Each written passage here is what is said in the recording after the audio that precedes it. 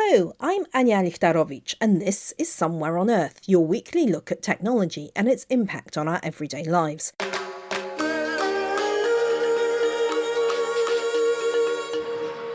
It is Tuesday, the 11th of August 2026. Welcome to the Global Tech Podcast. Coming up today.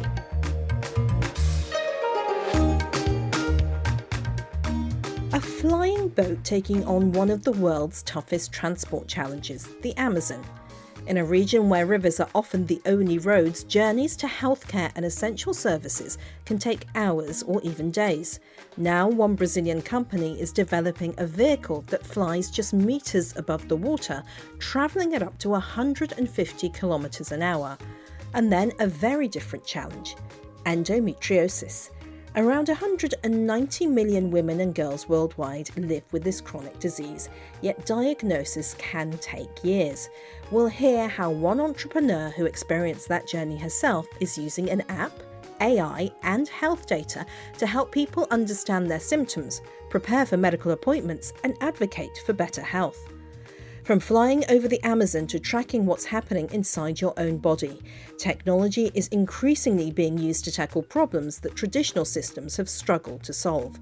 This is Somewhere on Earth, where tech meets humanity.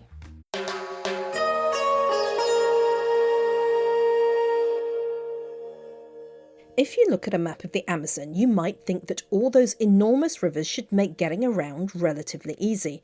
But for millions of people living in remote communities, the river is often the only transport link.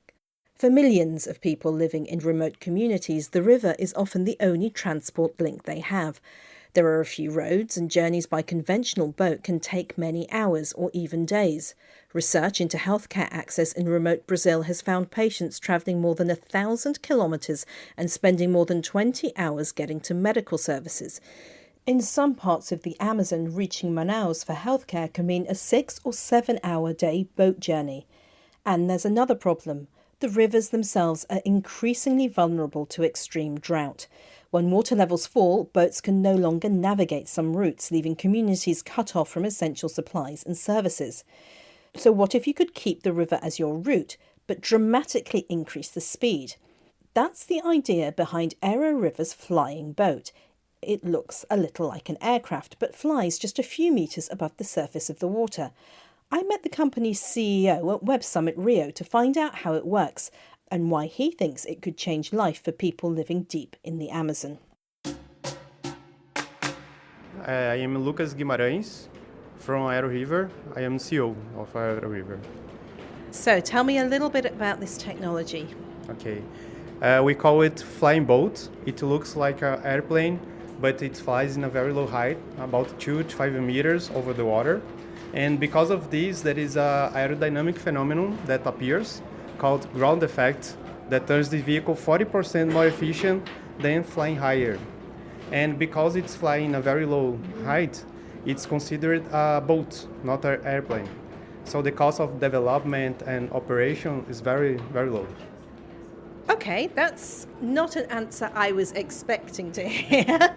Okay. We're standing just right next to a simulator to show you how it works, but to get my head straight around this has got, you're calling it a flying boat, yeah? It flies literally a few meters above the water, and you don't have to go through all the regulation of an aircraft. Yeah, it's regulated by IMO, that regulates the maritime, or it's an international maritime organization. So it's really considered a boat, not an airplane. Okay, so a flying vehicle that is considered a boat. Again, trying to get my head around that. Why have you developed this? Yeah, we are from the Amazon region, so we have a lack of transportation there. We have no roads connecting the cities. The aerial transportation is very expensive. So the people make trips or travel using boats. But boats are very slow vehicles, about 20 to 30 kilometers per hour. So this vehicle is very fast. It flies in 150 kilometers per hour, and it can carry 10 passengers or 1 ton of cargo. Okay, so again, I'm a bit mind blown at this. So you've got a really fast vehicle that isn't going to need a lot of regulation to pass before you can get it out there, and can carry 10 passengers and a considerable amount of cargo. How much of an impact do you think this is going to have?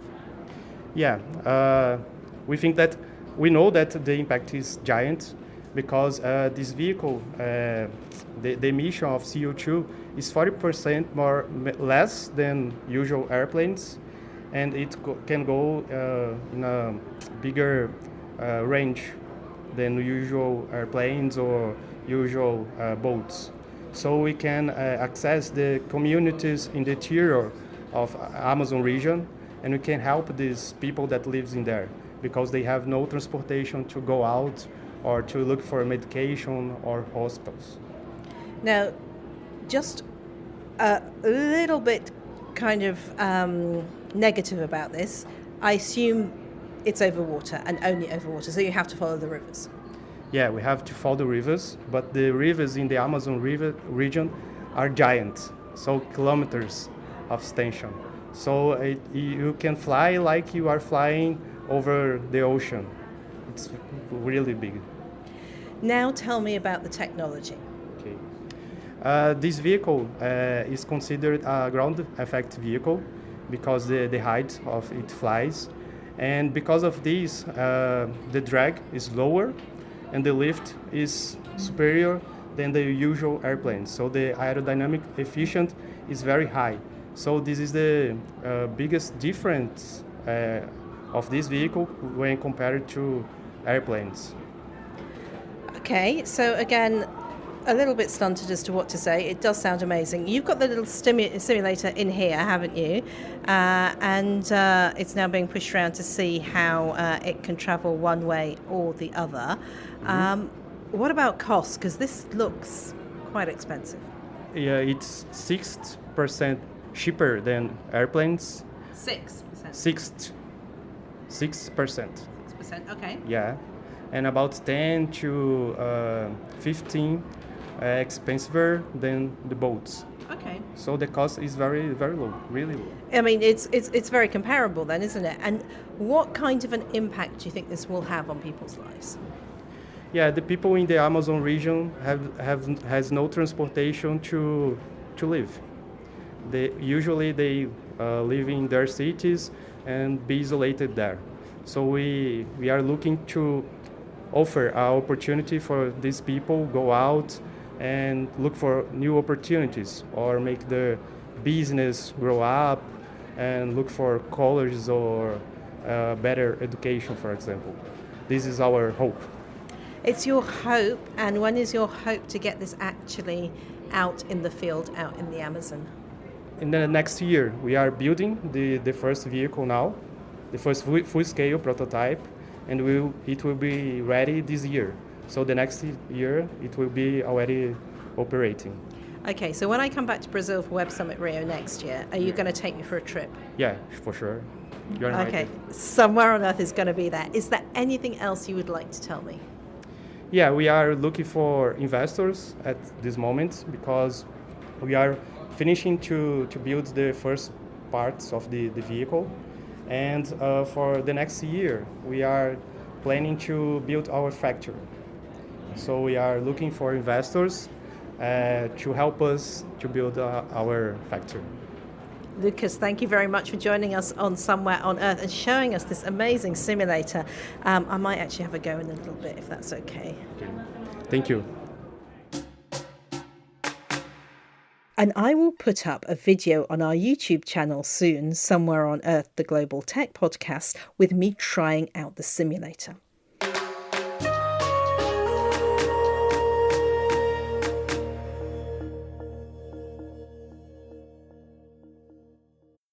Endometriosis is a chronic disease in which tissue, similar to the lining of the womb, grows outside the uterus.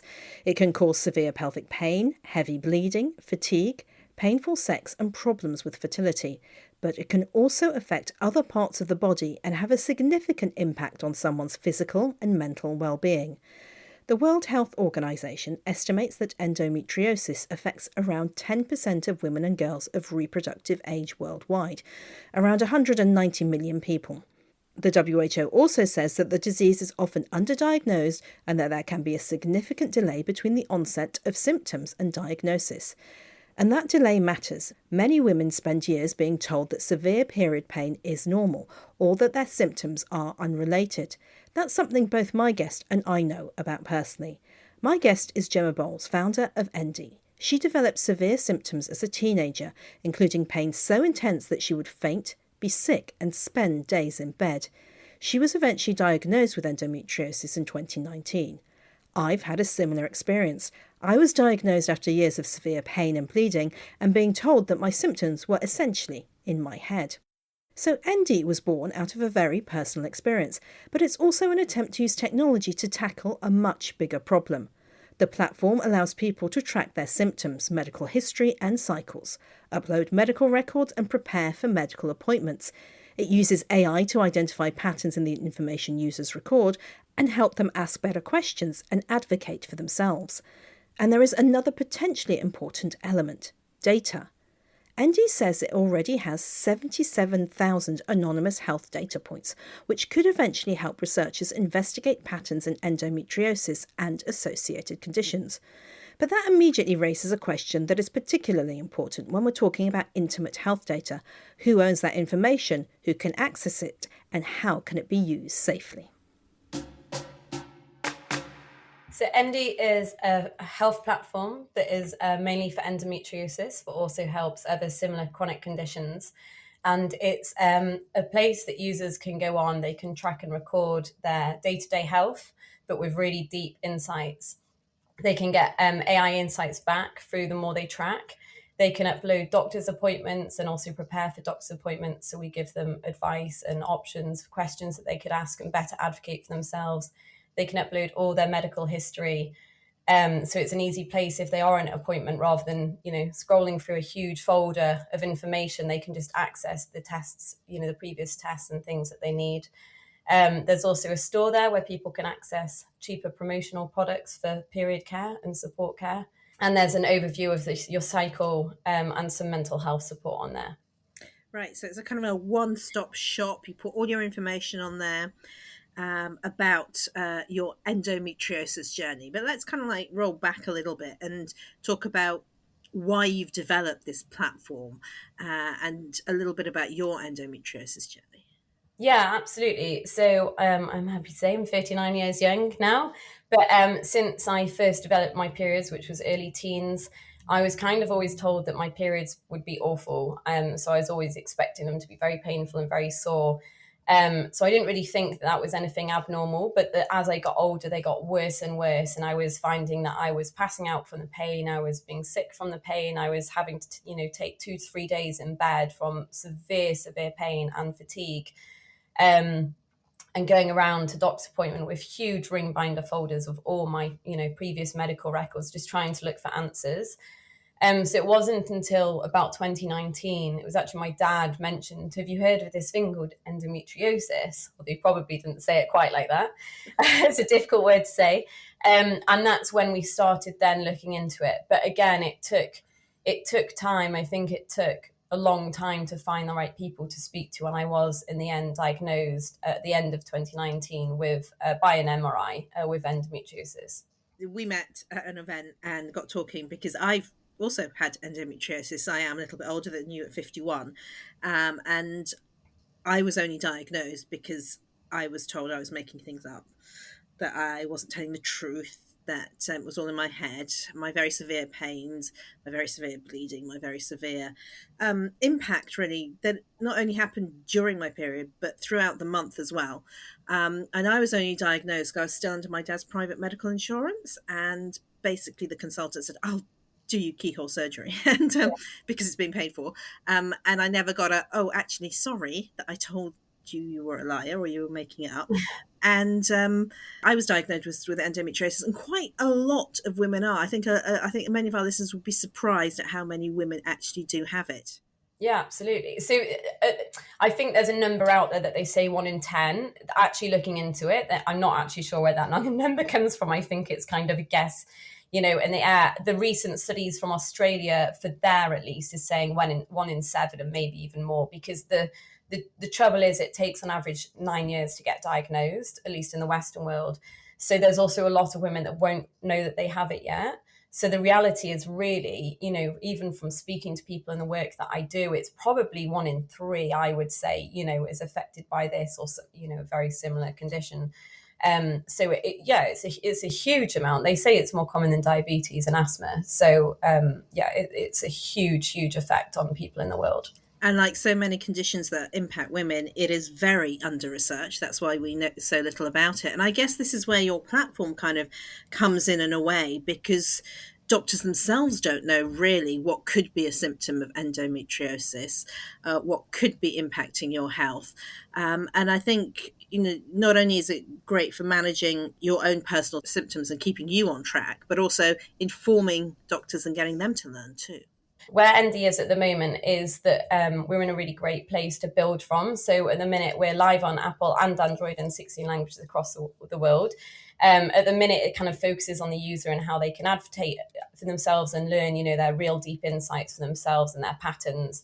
But there is an aspect where we'll start bringing in a lot more information and working with partners in the NHS, hopefully, and in the private healthcare, and also businesses, for places of work or even for family members and things like this, just offering a lot of more support and information that they can understand.